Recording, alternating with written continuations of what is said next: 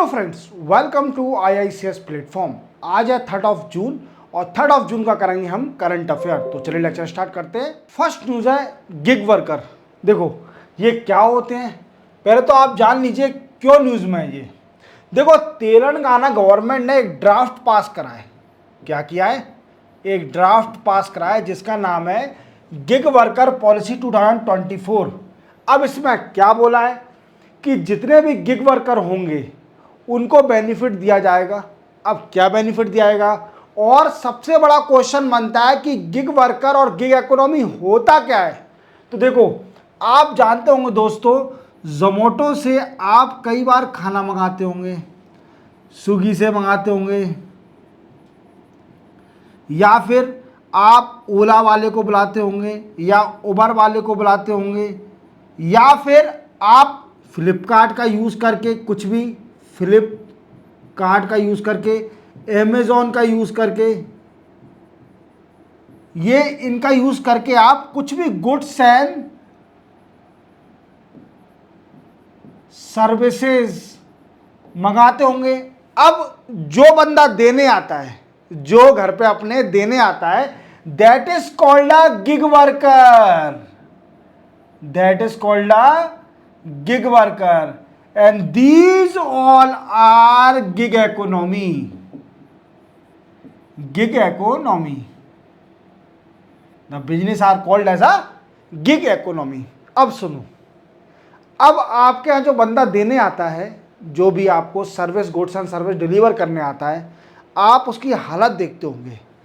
कभी कभी वो बरसात में भी आता है, और अभी आप देख रहे हो इंडिया में कितनी गर्मी है, भीषण गर्मी है, और 2 या 3 बजे के टाइम वो बंदे डिलीवर करने आते हैं।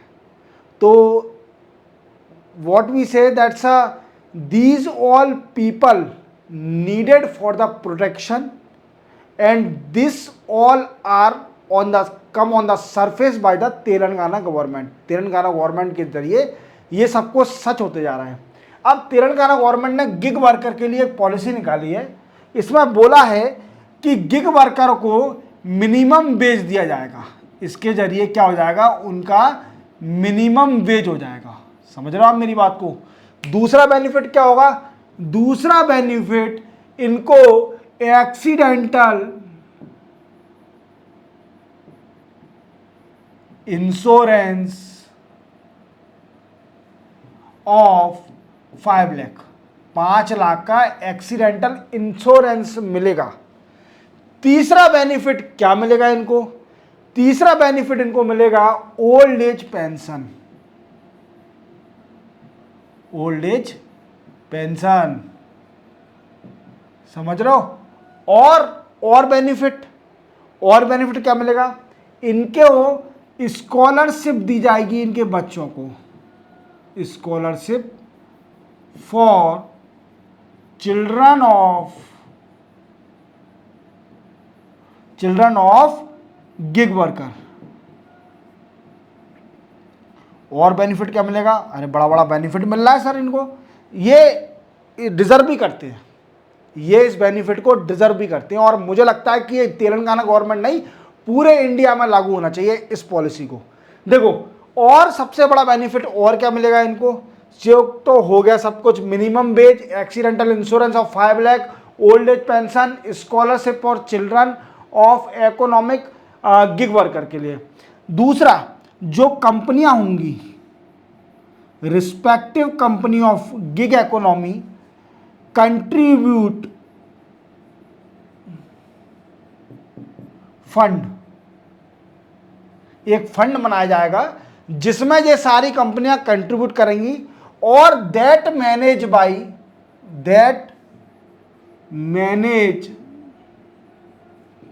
बाय बोर्ड के द्वारा मैनेज करा जाएगा, और इस फंड का यूज करा जाएगा for welfare of gig worker, welfare of gig workers. इतना समझ में आ गया कि नहीं आ गया? गिग वर्कर, गिग इकोनॉमी और तेलंगाना गवर्नमेंट की जो गिग पॉलिसी आई है वो क्या क्या बेनिफिट देगी, समझ में आ गया। अब इसी के साथ जो तेलंगाना गवर्नमेंट है वो एक ऐप बनाएगी। क्यों बनाएगी ऐप? एक ऐप बनाएगी जिसमें क्या होगा, इस ऐप के अंदर जो गिग वर्कर हैं, गिग वर्कर वो अपना रजिस्ट्रेशन कर सकते हैं। फॉर रजिस्ट्रेशन क्या कर सकते हैं? रजिस्ट्रेशन कर सकते हैं। अब रजिस्ट्रेशन में क्या देना पड़ेगा इनको? तो गिग वर्कर को बताना पड़ेगा कि मैं कौन सी कंपनी में नौकरी कर रहा हूं। फिर देन आफ्टर उस कंपनी से वेरीफाई करा जाएगा कि आपके यहाँ पर इस टाइप का एम्प्लॉय है कि नहीं है। हाँ, अगर कंफर्म हो जाता है देन उसका रजिस्ट्रेशन ओके हो जाएगा। समझ में आ गया ये काम? अब ये जो पॉलिसी बनाई है ये 3 साल तक के लिए बनाई है। 3 ईयर पॉलिसी है ये। क्या है मेरे दोस्तों? 3 ईयर पॉलिसी है। 3 साल बाद इस पॉलिसी को फिर से रिव्यू करा जाएगा। After it will review, then after एक और पॉलिसी, कुछ और अगर रिक्वायरमेंट होगी तो चेंजेस होंगे। तो आप पूरी तरह समझ गए होंगे कि गिग वर्कर क्या होते हैं, गिग इकोनॉमी क्या होती है, और दूसरी बात कि तेलंगाना गवर्नमेंट ने ऐसा क्या किया है कि जिनको बेनिफिट मिलेगा गिग वर्करों को। क्लियर? तो चलते अपन नेक्स्ट न्यूज पर। नेक्स्ट न्यूज है हमारी सिक्किम क्रांतिकारी मोर्चा। देखो ये क्या है? पार्टी है। क्या है? पार्टी इंसर की। ये सीएम है अभी सिक्किम के राइट नाउ। अभी लेजिस्लेटिव असेंबली के इलेक्शन हुए थे सिक्किम के अंदर। क्या हुए थे? लेजिस्लेटिव असेंबली के इलेक्शन, और उसका रिजल्ट आ चुका है। पर इसमें 2-3 बातें याद रखना। इलेक्शन मैटर नहीं करता है, मैटर ये करता है कि जो मैं पढ़ा रहा हूं वो मैटर करता है। इसमें क्या है कि 32 member seat of legislative assembly, मतलब उनकी जो विधानसभा है उसमें सिर्फ ओनली 32 मेंबर है, 32 सीट मेंबर है। 32 कंस्टिट्यूएंसी की पूरी सिक्किम है। छोटा है, जैसे आप जानते हो कई सारी स्टेट में ज़्यादा होती है। ठीक है। देन आफ्टर 32 में से 31 सीट तो कौन जीत गया? सिक्किम क्रांतिकारी मोर्चा, एस किया। समझ रहे हो? क्लीन स्वैप कर दिया, खत्म खेल। मतलब एक सीट छोड़ दी है। वो क्लीन तो 32 के 32 ज़्यादा तब होता क्लीन, पर क्लीन ही समझो। एक सीट में अपोजिशन क्या होगा? अब अपोजिशन बन ही नहीं पाएगा। अपोजिशन बनने के लिए 1/10 आपको सीट चाहिए, और 1/10 सीट है नहीं। तो देखो अब क्या होगा। देखो 1/10 क्या होता है कि 32 का अपन डिवाइड करते हैं 32 का 10 से, तो क्या होगा? 3.2, मतलब अप्रॉक्सीमेटली 4 सीट चाहिए आपको अपोजिशन पार्टी में बनने के लिए, या 3 सीट, पर एक ही सीट आई है अपोजिशन की। अब देखते हैं, अपोजिशन तो बनेगा, क्योंकि कंस्ट्रक्टिव क्रिटिसिज्म कैसे होगा किसी पॉलिसी का? ये तो गवर्नमेंट की ऑटोक्रेसी हो जाएगी, गवर्नमेंट की वीकेंड से टेनेंसी हो जाएगी। ठीक है। तो ये है, और सीएम आके हैं प्रेम सिंह तमंग। अब देखते हैं ये फिर से बनेंगे। ओके, अब सीएम बनेंगे फिर से सिक्किम के, और 31 सीट लाए हैं, रिकॉर्ड ब्रेकिंग लाए सीट। देख रहे हो आप? तो चलते हैं अपन इसी बात पे नेक्स्ट न्यूज़ पर। नेक्स्ट न्यूज़ है दोस्तों हमारी मॉनेटरी पॉलिसी कमेटी। अब ये क्या होती है मॉनेटरी पॉलिसी कमेटी? देखो पहले अपन मॉनेटरी पॉलिसी कमेटी को समझ लेते हैं, ये न्यूज़ में क्यों है। इसकी मीटिंग होनी है 5 जून से लेकर 5 जून टू 7 जून। मॉनेटरी पॉलिसी कमेटी की मीटिंग होना है, एमपीसी। किसकी? एमपीसी। अब एमपीसी होता क्या है? तो मेरे दोस्तों एमपीसी सेटअप करी गई थी by RBI act 1934। RBI act 1934 के एक्ट को अमेंड करके मॉनेटरी पॉलिसी कमेटी सेटअप करी गई थी। क्लियर? अब मॉनेटरी पॉलिसी करती क्या है? तो ये रेट डिसाइड करती है। रेट डिसाइड, सर कौन से रेट? क्या प्राइस के रेट? क्या खाने पीने के रेट? क्या फूड के रेट? नहीं, ये रेट डिसाइड करती है, जैसे कि रेपो रेट। रेपो रेट क्या होता है? जब आरबीआई बैंक को लोन देती है for a short term period, that is called a repo rate, और जो इंटरेस्ट लेती है वो उस रेट पर वो कहलाता है रेपो रेट। ठीक है। दूसरा reverse repo rate, reverse repo rate. तीसरा रिवर्स रेपो रेट अपोजिट, जब बैंक रेट पर आरबीआई को पैसा देती है for a short term period, that is called a reverse repo rate. और रिवर्स रेपो रेट का तो आप समझते हो आरबीआई के पैसे की कमी तो है नहीं, but to reduce the liquidity from the market, that's why RBI take the money from the bank. Okay, तो reverse repo rate, CRR, cash reserve ratio. जैसा कैश रिजर्व रेशो क्या होता है कि बैंक को कुछ अमाउंट आरबीआई के पास रखना पड़ेगा in the form of cash, cash के फॉर्म में आरबीआई के पास बैंक को कुछ ना कुछ पैसा रखना पड़ता है, वो परसेंटेज डिसाइड करती है, that is monetary policy committee.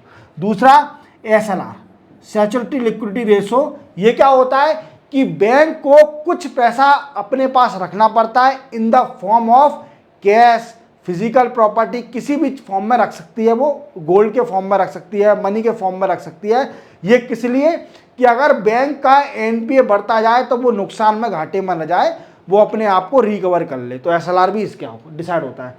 Then after liquidity adjustment ratio fund, liquidity adjustment fund, stability fund, ये सारे जो बैंक रेट,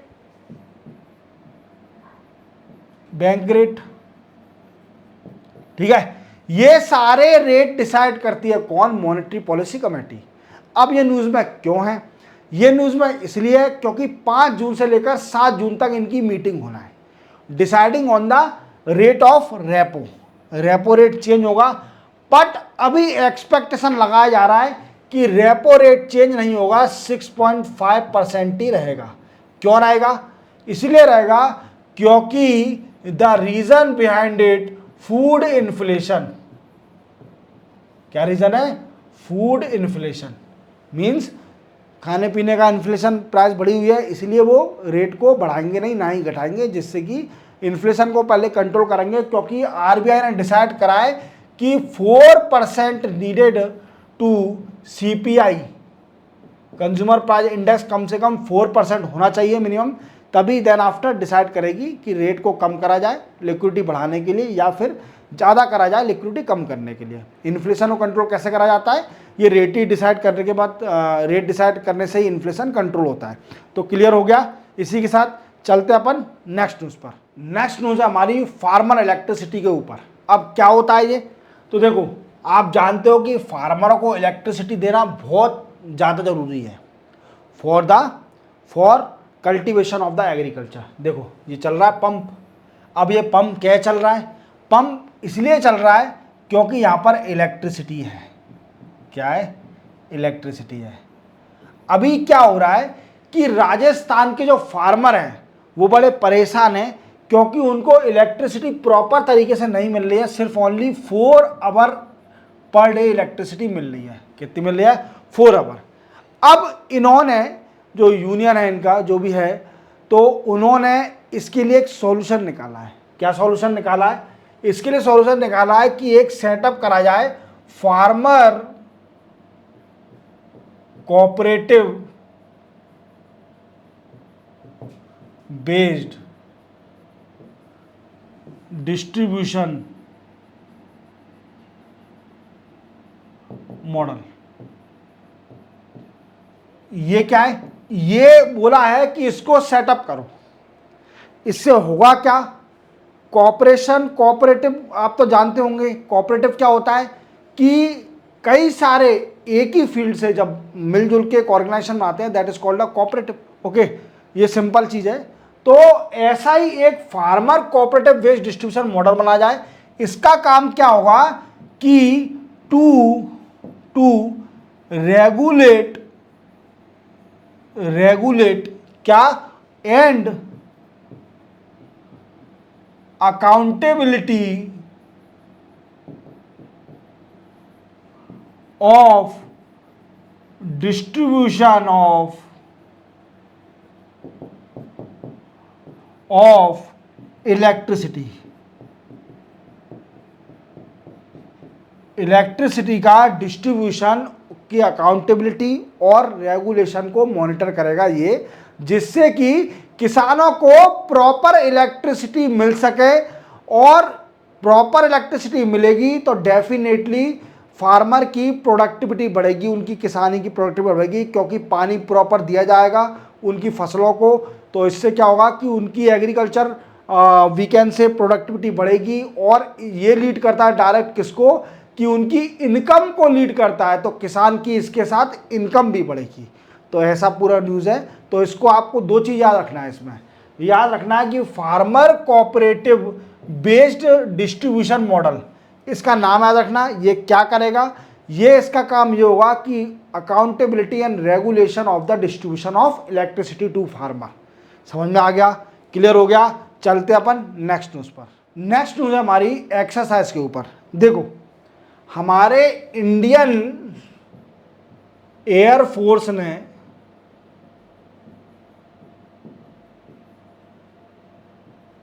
अपना राफेल एयरक्राफ्ट भेजा है for exercise hold in Alaska with US government, US government के साथ एक्सरसाइज करने को इंडियन एयरफोर्स ने अपना राफेल एयरक्राफ्ट भेजा है। समझ में आ गया। और ये कहां पर होगी एक्सरसाइज, ये एक्सरसाइज होगी अलास्का के अंदर। ठीक है, क्लियर हो गया इतना। देन आफ्टर इंडियन नेवी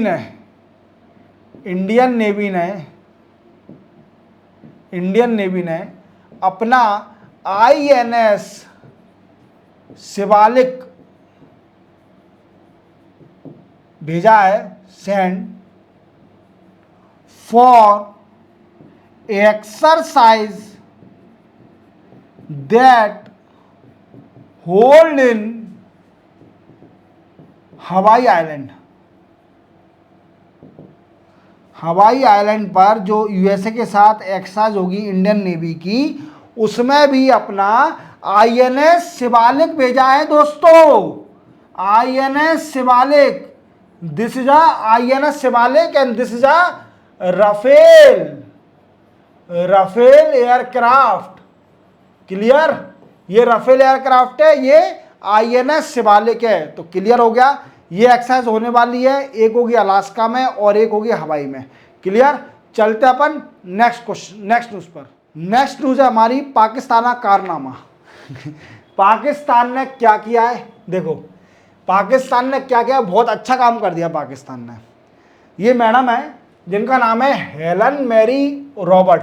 देखो हेलन मैरी रॉबर्ट, ये पहनी तो पाकिस्तान आर्मी की ड्रेस है, तो डेफिनेटली पाकिस्तान आर्मी में होंगी।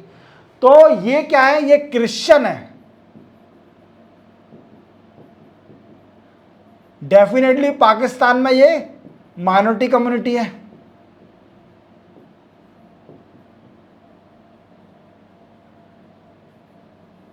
ये पहली महिला बन गई हैं डॉक्टर हेलन मैरी रॉबर्ट।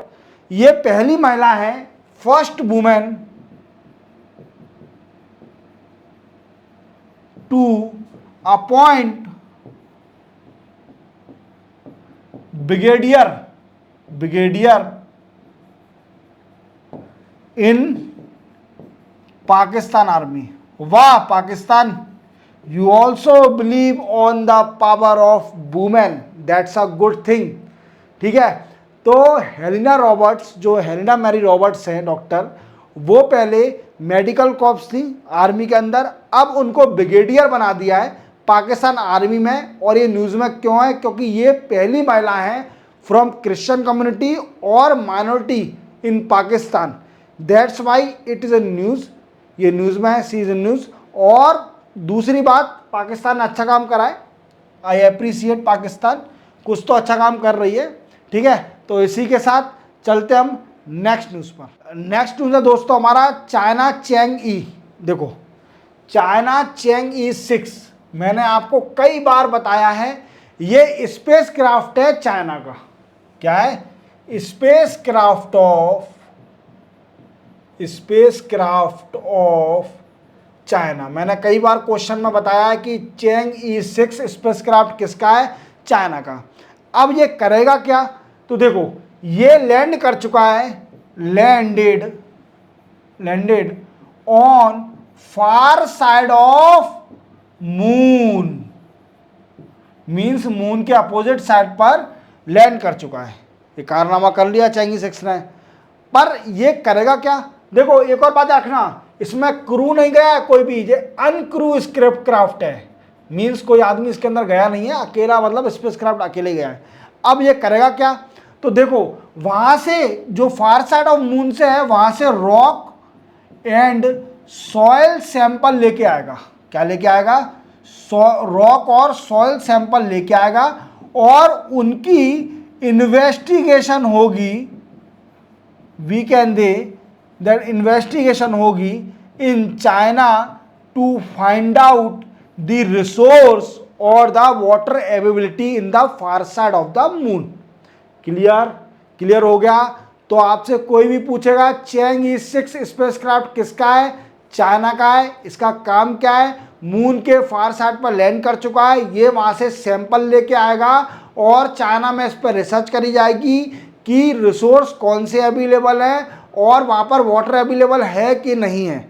इसी के साथ चलते अपन नेक्स्ट न्यूज पर। नेक्स्ट न्यूज हमारी अरुणाचल प्रदेश के ऊपर। देखो अब अरुणाचल प्रदेश में बीजेपी ने कारनामा कर दिया।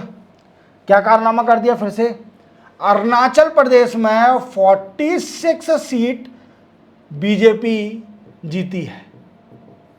46 सीट बीजेपी जीती है। किसमें? लेजिस्लेटिव असेंबली में। कंफ्यूज मत हो जाना बच्चों, लोकसभा के इलेक्शन चल रहे हैं तो लोकसभा में जीती हूँ 46 सीट। 46 सीट तो बहुत होती है, इतनी तो एमपी में भी नहीं है लोकसभा की सीट। 29 है मध्य प्रदेश में, तो 46 अरुणाचल प्रदेश छोटी सी स्टेट और 46 कैसे हो जाएगा? तो लॉजिकल तो लगाइए लेजिस्लेटिव असेंबली। ठीक है, इसमें अभी अरुणाचल प्रदेश में 60 सीटें हैं, 60 seat in legislative assembly in Arunachal Pradesh. Clear?